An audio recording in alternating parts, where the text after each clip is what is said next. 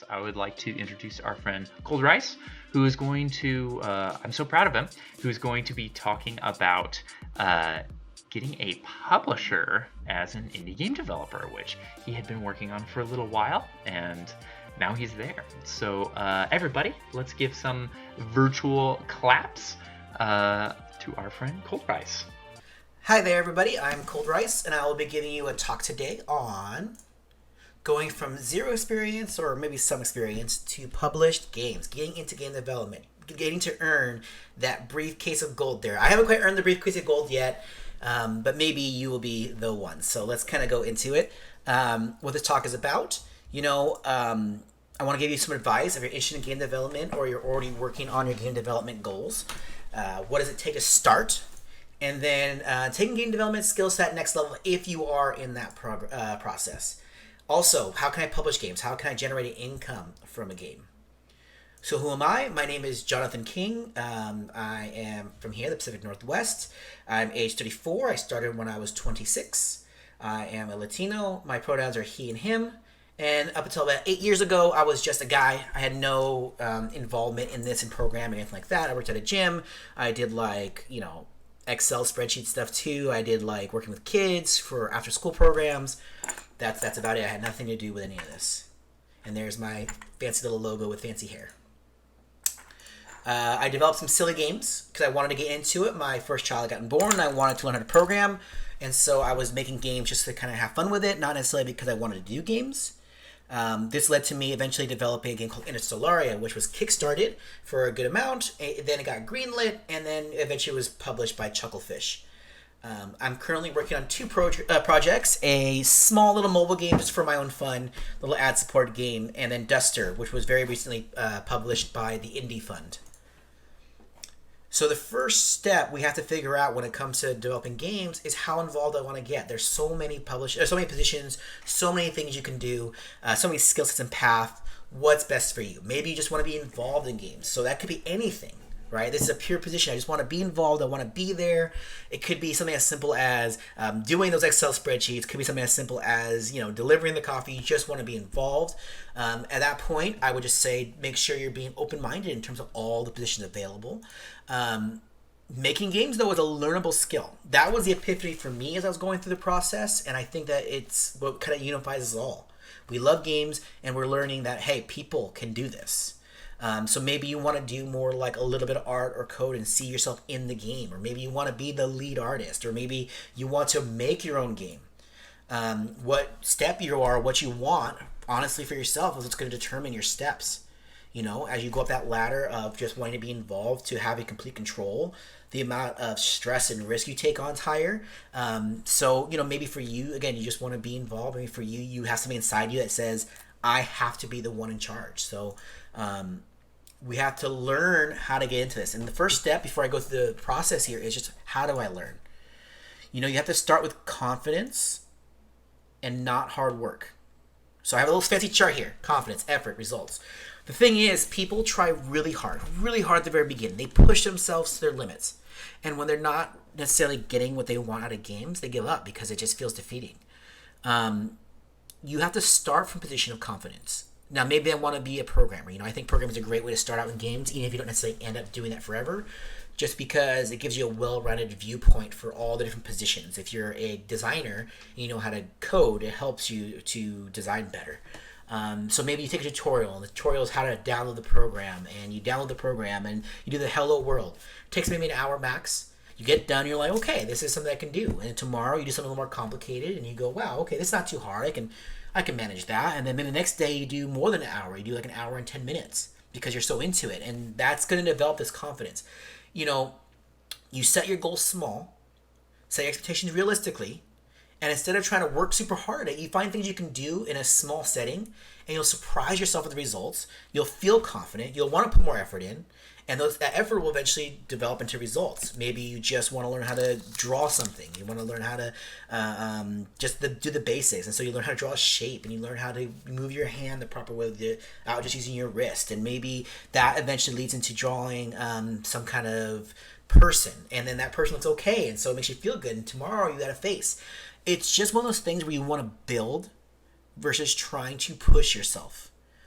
If you try to go too far too fast, you will destroy yourself. So just small, reasonable goals and expectations. This is the real pattern. This is how you're going to learn how to do any of these steps. Start with things you can do and build your confidence. This will then lead to you automatically doing more effort. Often when we have that confidence, we tend to put more effort into it. So here's my snapshot. Here's what I think would be the best path for people to get from 0 to published. And if I were to do it over again, I would stick to this a lot more than I did. This is the only recommendation. Forge your own path. People will do it differently. Be open to enjoying the ride. Like I said earlier, if you're going to just go through this process, you're going to learn, you're going to work on confidence, do things that are fun for you. There's no way for me to estimate how long or how short this is going to take for each individual person. Everyone's different. Everyone learns different rates, and everyone has different creative strengths and weaknesses. Pick a skill to learn. I mentioned that earlier. Maybe it's programming. I picked programming first because I feel like it just helps you with other aspects. But it doesn't have to be the thing you stick with. Just pick something to start with. Even basic programming knowledge is helpful, like I mentioned earlier. Art, code, music, whatever. Follow tutorials. Don't try to strike out on your own right away.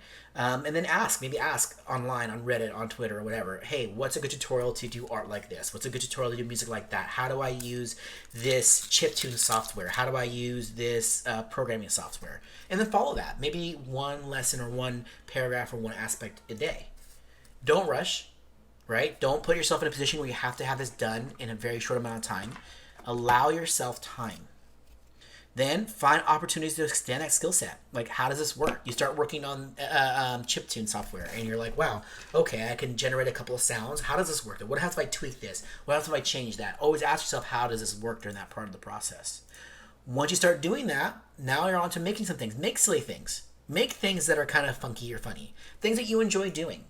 Find out what you enjoy about your skill set. Find out what you hate about your skill set. Share that. Right? Start talking to people about it. People are going to share your feelings, and they're going to help you with things that you're struggling with, or give you advice, or maybe just say, hey, yeah, I don't like that too, or hey, I love that too. Let the world know you're a beginner when you do this. When you're reaching out to people, tell them that, hey, I'm a beginner, and they will be more lenient to you, and they will have a lot more fun with you on this journey. Let them know what you like and hate, and again, they'll join with you. When we have fun, we stay consistent. I mentioned earlier that I worked at a gym, and I had a lot of people who would come in and they wouldn't last very long. The people who were enjoying whatever fitness activity they were doing would stick with it for a long time. The people who are forcing themselves always quit. It never lasts. And so you just got to figure out what aspect do I like about game development, because you obviously like games, and then enjoy that. That will grow your skills the fastest. Consistency grows you the fastest. If you haven't already at this point, you're going to start digging into game mechanics. What I want someone to do at this point, I want them to start maybe figuring out a way to push a boulder around on a screen. Or if you're an artist, maybe how do I make animation frames and export them into a software like Game Maker? Start digging into it a little bit. You can do single mechanics and then layer them. So I got a boulder pushing around. Now, what if an enemy was trying to chomp on me when I did that, right? Now you have a little game without even trying, just by focusing on little mechanics at a time. You can start working simple animations. How does animations combine with other animations? So you have a guy running around, and then you have an explosion, and you have that on screen, and it looks great. You can also design puzzles if your aspiration is to just be a game designer. This can be done on paper, right? I see this happen a lot, and it's actually very recommended for complicated puzzles especially.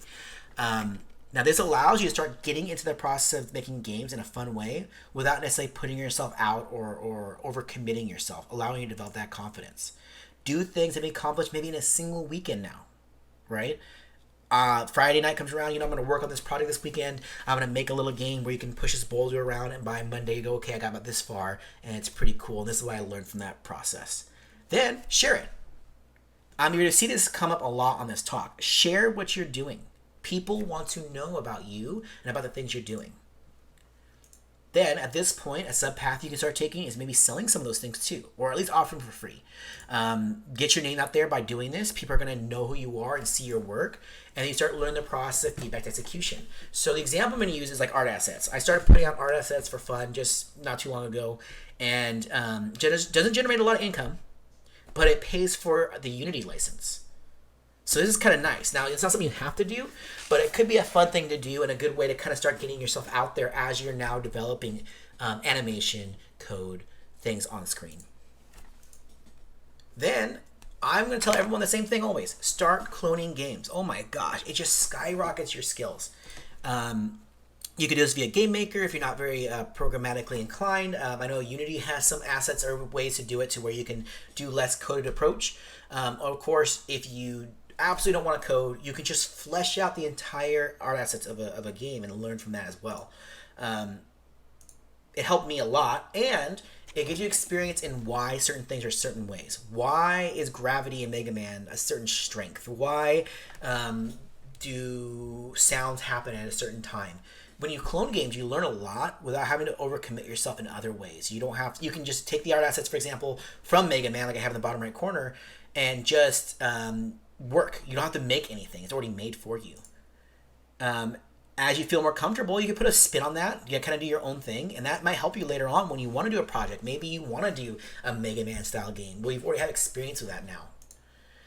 No matter what, though, keep the scope tight. Don't overcommit your time. This shouldn't take forever. Maybe it's something you're going to work on, every other day for this month, and then at the end of the month, you're done.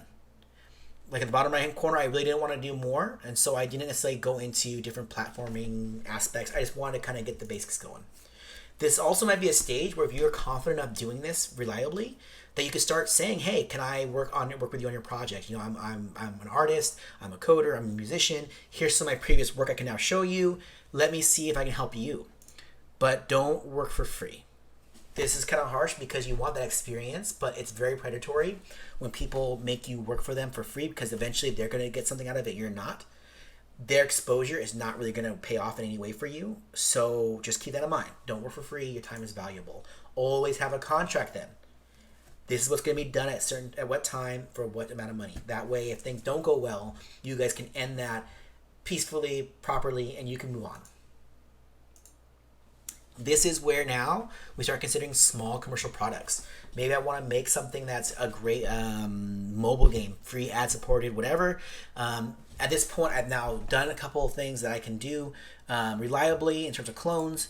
Pick something accomplishable with a reasonable time frame. Now, for me, at this point, I'm thinking like 3 months, 6 months, 9 months maybe. Not anything past that. You're going to really hurt yourself if you do because you're putting a lot of work into something that might not necessarily have a big payout. You can also put games up in itch.io, which is also kind of a nice way to support your project. And this is also a great way for people to kind of see you and your style and who you are. Now, this is the part that is the question marks. Where do you go from here? You put a project out. It took you 6 months.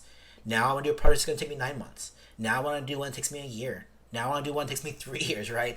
This is where you get a chance to kind of feel like, what can I do accomplishable by me? What am I confident in? What have I experienced? And then what can I do that was more than the last time?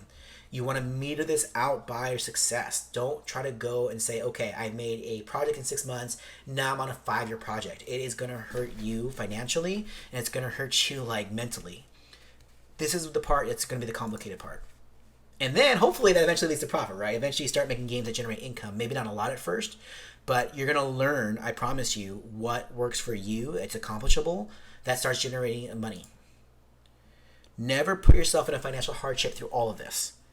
I will always work personally to make a game pay for itself in some way. If you are putting money out of your pocket into a game, you're making a lot of risk. It's like gambling at that point. So everything has to have some way to have a payoff at the end that you can rely on. And now, I'm not saying people don't take risks and that risk doesn't pay off, but again, it's gambling. I would really, really work hard to make sure that whatever you're doing is not going to put you in a financial hardship. I'm not saying you can't put money into your project. I'm just saying that if you're putting your entire paycheck into it and you can't get food or rent paid off, don't do it. It's not going to work out. Now, going into motivation and MVP, motivation comes from inspiration. Both these things wear off quickly. You get into a negativity spiral when you do this. So develop discipline. Find times for you to do work that you like, twice a week, 3 times a week. Develop a schedule that is doable, not something you're pushing yourself to do. My personal goal is always do a little bit every day. Now I've actually expanded that recently, but that's for other reasons. I've had days where I've only done one thing, and this has resulted in a couple of games now. When you feel motivated, then you ride that motivation, right? And I have had weekends where I'm like, oh, I have a cool idea, and I just jammed all weekend nonstop just because I enjoyed it. And, it's kind of nice because you're not pushing yourself. You'll get more done, and it doesn't feel like you're cramming. As for MVP, you want to develop your game as something playable at all points. Don't develop with the top car where you're building wheels and then wheels in a base and then a frame and then a car. Have something playable from the beginning. In Stellaria, I did it more like the top chart. That was a nightmare. I never had things where I needed to be, and I feel like it actually resulted in a more bug-ridden game. Duster, on the other hand, is actually relatively bug-free. Different errors here and there with certain devices, but I developed it where you had to fight some enemies to get to the end of the map. Now you have multiple maps. Now you have some quests on those maps. Now you have an overall world map. The game is playable from day one, and it feels better. And I was always able to talk to publishers from day one and media. So just always develop your game in this way as you start working through this process. Make sure you are networking always. This is the part that is going to happen all naturally if you're sharing your work, like I mentioned earlier. Networking feels icky. I actually am not a very social person, so I don't like networking. So do it within your comfort zone. But the community is willing to lift you up if you let them. They want to see your work, and they want to share your work. Follow someone on Twitter. Post about your lunch. Share someone's art. Just interact with these people at your comfort, and it will pay off.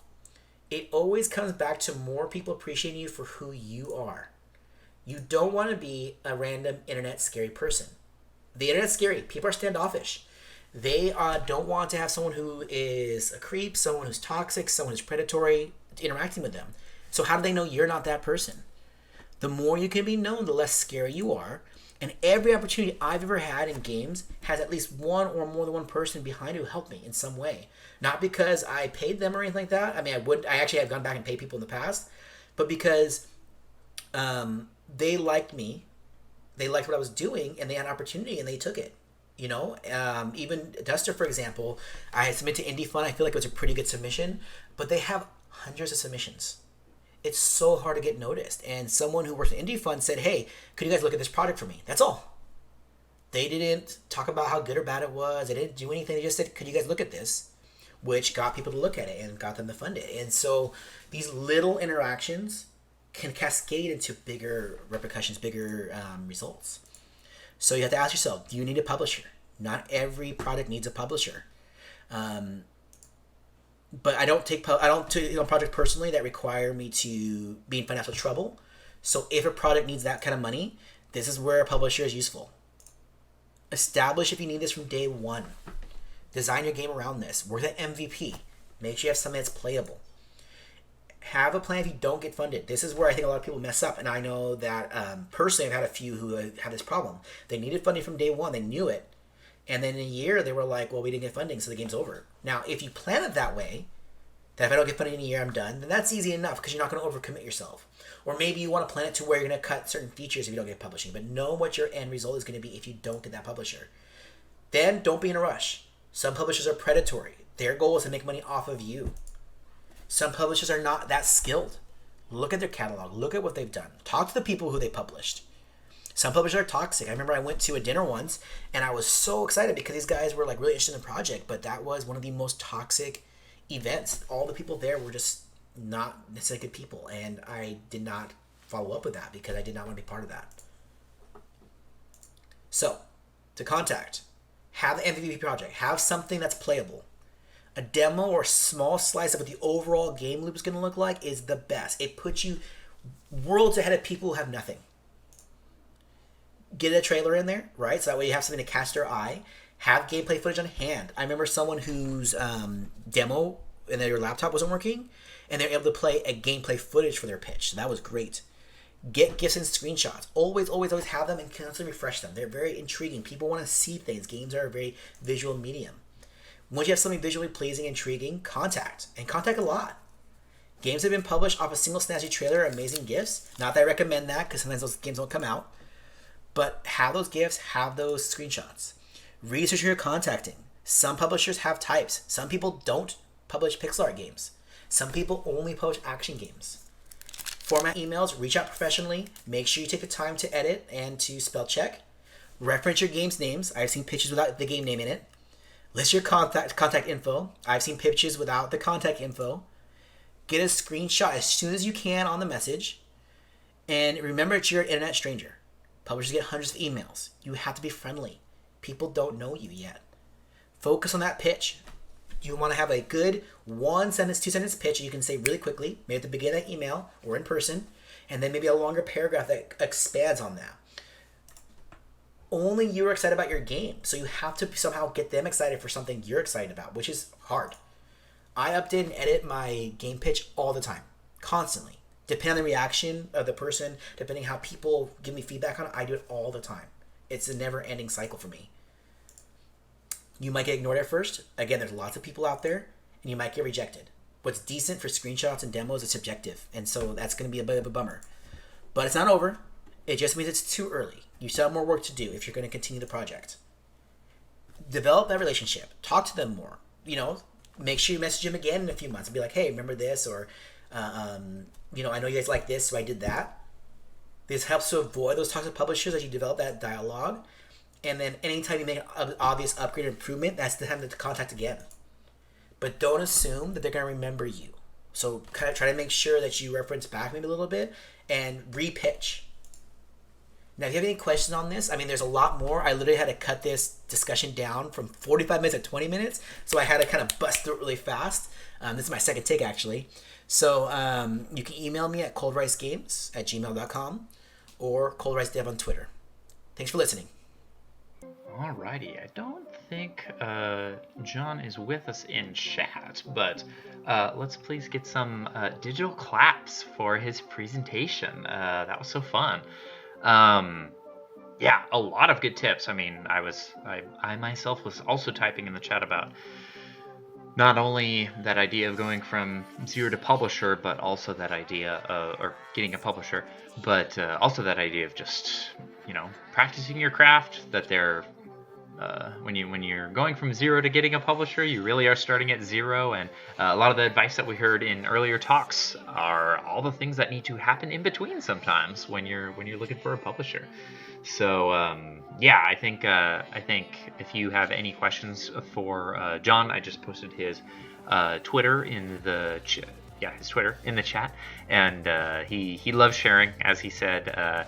He shares a lot of his work on Duster all the time. I was able to see the kind of full game loop explained and shown in a video just fairly recently, and it's fun to watch all of the different mechanics that he's working on at any given time, because he works often, he shares in the PIGSquad Discord and on Twitter. That being able to see what context they are going to be in was really, really cool, and I'm excited for that game. And man, huge congrats to him for finding a publisher. Curious, show of hands or flat cube pigs or whatever in the chat.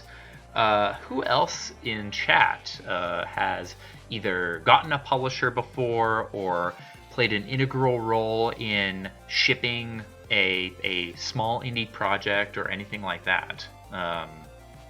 Anybody else in the chat who's done stuff like that? Some of the stuff that John has gone through, with kind of starting at the beginning and then going all the way. Oh, look, it's a little Concord from Rose City Games. Yes, we've been published before, and we're also publishing. So if anybody has questions about those things, you can ask us. I think there's one or two other people too, but if anybody is interested in sharing more information about those things, then I know that PIGSquad is definitely at a place right now where so many people are, oops, I'm my 6th game jam in, and I've actually got a legit project that I'm working on right now. Like, how do I find funding for this?